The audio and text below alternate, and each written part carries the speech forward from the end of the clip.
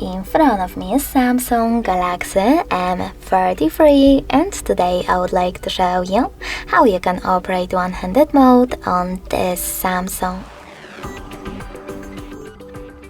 You need to start by opening settings.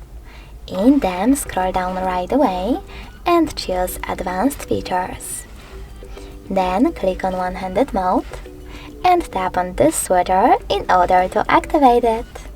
Now you need to select one of those options to reduce display size with gesture or button. Click on the chosen one and follow all of the instructions below. So in my case, double tap the home button. When I do that, as you can see, one-handed mode is on. If you wish to scale it, hold one of those corners and manage them. You can also change placement of it by tapping on this arrow and go back to the standard size screen by tapping on this area. In order to disable one-handed mode completely, tap on the same, now blue switcher.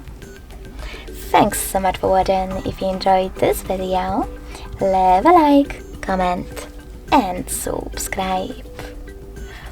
Bye!